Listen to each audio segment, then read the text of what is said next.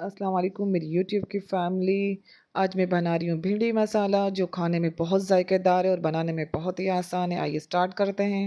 1.5 पाव भिंडी इसको मैंने पानी में भिगो दिया था और अच्छी तरह से साफ़ करने के बाद इसको छान लिया है। अब इसको मैं टॉवल में डालकर इसको बिल्कुल ड्राई कर लेंगे।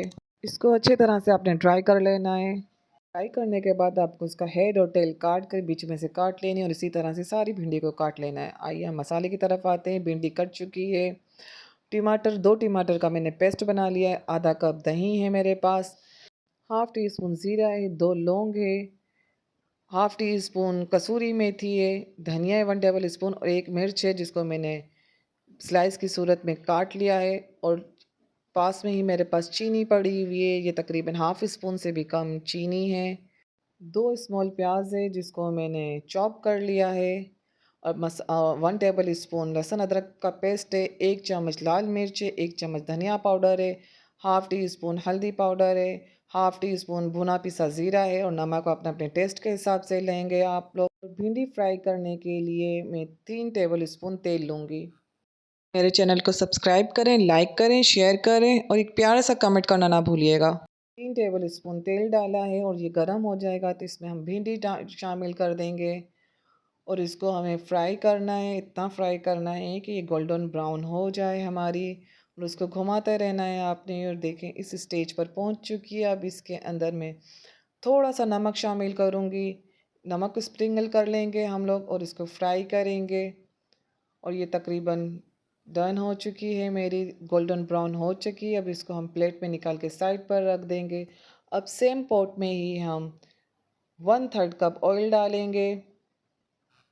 ये ऑयल हम ग्रेवी बनाने के लिए लेंगे। ज़ीरा और लौंग इसमें शामिल कर दिया है मैंने। उसको बस हल्का सा सौता करेंगे हम। अब इसमें प्याज शामिल कर दी है मैंने। ये 2 प्याज है, उस छोटी वाली है जिसको मैंने बारीक बारीक काट लिया था। इसको भी हम सौते करेंगे और इसका हल्का कलर चेंज होने तक हमें सौते करना है। और इसमें हरी मिर्च को मैंने शामिल कर दिया है और इसको और साथ में करेंगे। इस स्टेज पर आ चुका है। अब इसमें मैं लहसुन अदरक का पेस्ट शामिल करूँगी और इसको भी हम हल्का सा सौते करेंगे। अब ये इस स्टेज पर आ चुका है। अब इसमें हम ग्रेवी के लिए टमाटर का पेस्ट शामिल करेंगे और टमाटर की भी अच्छे से भुनाई कर लेनी है और इसमें से जितना भी पानी है उसको ख़त्म हो जाएगा हमारा। जब तक हमारे टमाटर और प्याज अच्छी तरह से ग्रेवी बन जाएगी तो इसको मैं कवर कर दूंगी। तकरीबन 5 मिनट तक के लिए मैंने इसको कवर किया था तो हमारी प्याज और टमाटर अच्छी तरह से पक गए थे। अब इसके अंदर मैं मसाले शामिल करूँगी। इसमें थोड़ा सा पानी की कसर मैंने रहने दी है ताकि हमारे मसाले भी अच्छी तरह से इसमें से फ्राई हो जाएं हमारे। और सारे मसाले जो मैंने आपको पहले बताए थे वो सारे मैंने डाल दिए हैं। इसके अंदर मैं डाल दूँगी और ये डाल दिए हैं मैंने मसाले और इसको भी अच्छी तरह से मैं फ्राई कर लूँगी। और जितने मसालों की भुना होगी ग्रेवी इतनी ही लजीज बनेगी। यकीन माने ये बहुत अच्छा भिंडी मसाला बना था और थोड़ा सा डिफरेंट स्टाइल था।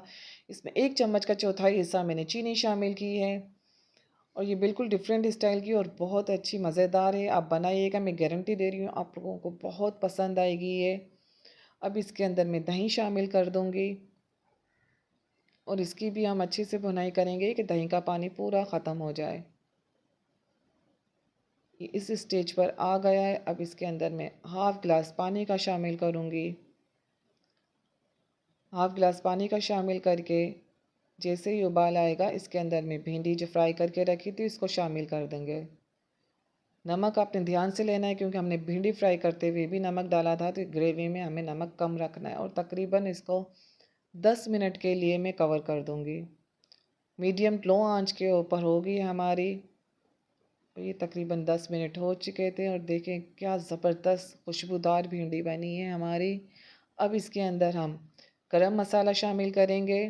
अभी ये कंप्लीट नहीं हुई है तो इसलिए स्किप मत कीजिएगा।